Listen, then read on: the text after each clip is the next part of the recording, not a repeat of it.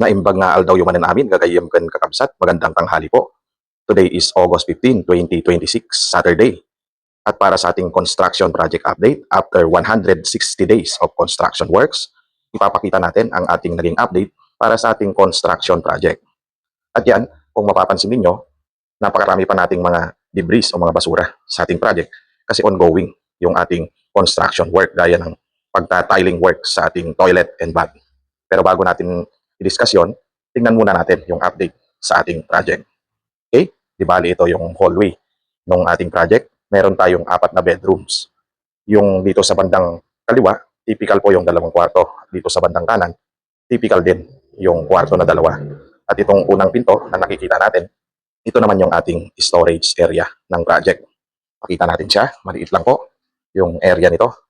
Bali yan, yung ating storage area. Meron siyang isang awning window na square type. Ang size po nito is 500 by 500 mm or 50 by 50 centimeter naman siya.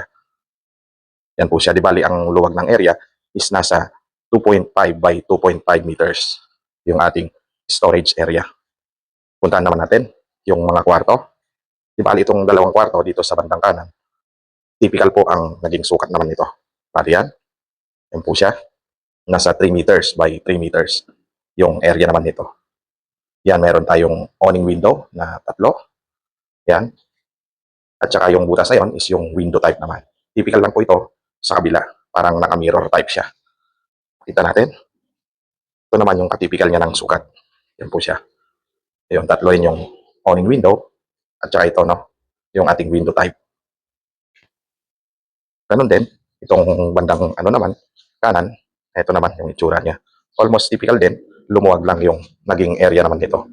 Is nasa 3.8 meters by 3 meters. Yan po siya.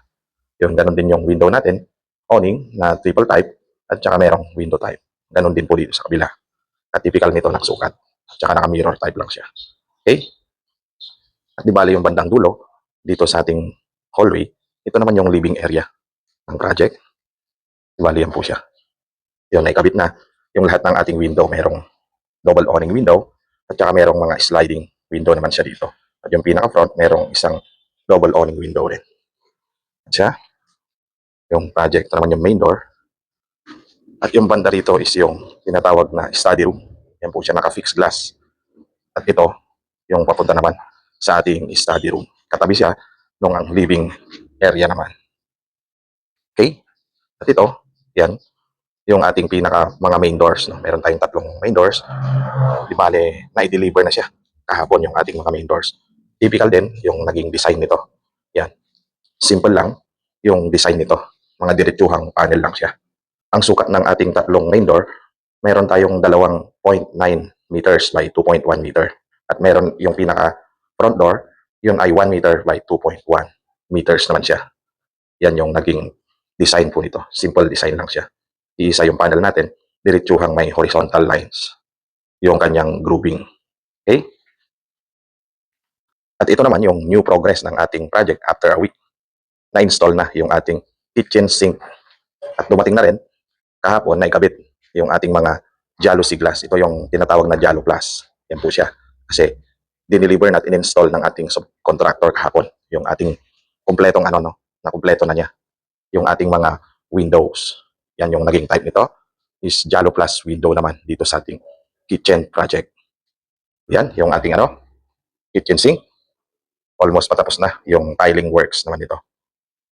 At ito, naikabit na rin yung ating kitchen double sink. Kaya nagkaroon din siya ng double faucet, yung pinakabit naman natin. At imbis na gagamitin natin ito, yung kanyang pinaka P-trap, hindi na natin siya pinagamit. Kasi manipis lang itong itong material nito. Na kapag binuhusan mo ito o nabubuhusan ng mainit na tubig, baka ito ay maluto lang o matunaw itong mga hose naman nito. Kaya pakita ko sa inyo kung ano yung ginamit. Yan, yung pinagamit natin. Dinirekta natin siya ng mga orange P-trap. Ibali yan siya. Okay? Para, kumbaga, heavy duty, pang matagal na direkta na dito sa ating kitchen double sink. At nandun, meron siyang single angle valve sa baba. Nakikabit na rin yung mga flexible hose nito. Yan. Yan. Pinakalagyan natin siya ng double P-trap para iwas yung backflow ng amoy naman ng ating drainage. At kung babara, meron din siyang ano dito, itong pinaka clean out na bukasan para linisin siya. Okay? Yan yung ating kitchen sink. At yung kaliwang bahagi ng ating kitchen sink, ito naman yung dining areas. At ito, yung isang sinasabi ko sa inyong main door dito sa kitchen. Yan naman siya. Yung pupuntahan ng ating isang pintuan na 0.90 meters by 2.1 meters. Yan, marami pang debris ang ating site. Yan, yung mga ginamit sa ating project. Papaayos natin to next week siguro. At ito yung dalawang pintuan ng ating toilet and bath. PVC type lang siya na white color naman. At ang ginamit naman nating tiles para sa flooring ng ating toilet and bath at saka laundry, ito naman siya, itong dalawang color na ito. Para sa ating toilet and bath, gumamit tayo ng 30 by 30 cm na wood design, yung kanyang accent, no? Ito siya, yung itsura, yung hindi siya madulas. Meron siyang mga gulis-gulis para hindi madulas sa flooring ng ating toilet and bath. At ganoon din, para sa ating laundry, ito naman yung ginamit nating tiles. Gray na rough yung kanyang surface para hindi siya dulasin. At ito, pakita ko rin sa inyo, ito naman yung gutter strainer. Merong mga sizes ito kung di 2, di 3 o di 4. Yan naman siya para hindi mabara. Yung para sa ating gutter, ilalagay lang ito eksakto sa size, no? Di bali ang size nito is nasa 3 inches diameter para sa 3 inches. Ito yung pipe na 3 inches. Ito po siya. Pag nakababang ganon, yan yung itsura niya. Di bali, sasalpak lang ito. Yan. Yan yung itsura niya ng gutter strainer. Pasok na pasok po sa size. Yan, 3 inches diameter yung ating para sa gutter. Yan. Di bali, shoot lang siya sa ating gutter pipe. Yan. Saktong-sakto po yan. Para hindi mabara yung ating downspout. Yan siya. Para sa ating downspout gutter. Okay? Next, puntahan naman natin yung ating laundry and toilet and bath. Dito po siya. Yan. Di bali ito, yung ating naging floor tiles. Yan. Di bali yung diniscuss nating una na rough gray yung color naman nito. Hindi siya dulasin. At ito naman yung wall tiles ng ating laundry. Yan, makikita ninyo, yung naging design ng ating tiles is smooth siya, no? Itong 30 by 60, dirty white, na merong design na guhit na parang tubig na nakaano sa ating tiles. Yan yung guhit na parang tubig yan. Yan siya, eksakto siya sa design naman ng stone na ito, stone tiles. Kung mapapansin nyo, yan yung guhit niya, no? Yan, dumiretso doon sa guhit ng ating stone tiles. Okay? Yan yung naging itsura ng ating laundry. Di bali, ito yung floor drain ng ating laundry. Merong dalawa. Yan siya. At kung mapapansin niyo yung plebe ng ating ano, no, ng ating flooring, magmula sa corner, pababa po siya. Papunta sa ating floor drain. Ganon po lahat. Kaya kung titingnan niyo mataas doon sa lahat ng ating corner, no, para bumaba yung tubig naman dito. Nandito yung kanyang plebe papunta sa ating floor drain. At ito yung ginamit nating pipe para sa ating floor drain. Kita ko sa inyo. Ito naman siya. Yan, iwas backflow po ito. Kasi mapupuno ito ng tubig. Tapos pag sinaklob mo naman itong saklob niya, sakto dito sa tubig na ito, no? Kaya mawawala yung amoy niya. Yan. Di ba parang secondary backflow na ng odor itong ating floor drain kasi ginamitan din natin siya ng P-trap. Lahat ng ating floor drain may naka-install ng P-trap. Distress naman ang size po nito. At ito yung kanyang faucet. Yung abang ng faucet natin. Next, itong ating pinaka-washing machine area. Ito naman siya. Ito yung drainage ng ating washing machine. Kaya mataas siya. Magiging ano ito, no? Lalagyan pa natin ito ng clean out. Para kung wala pa yung washing machine, meron siyang threaded clean out. Yan siya. Di bali, papuputulan natin to hanggang 10 cm. At ito naman, yung kanyang ano, no? Pinaka water line supply. Magkakaroon dito ng bulb para sa ating washing machine. Kaya medyo mataas-taas yung height po nito, yung ating water line. Next, ito naman, magkakaroon ng vanity lavatory dito. Ito siya.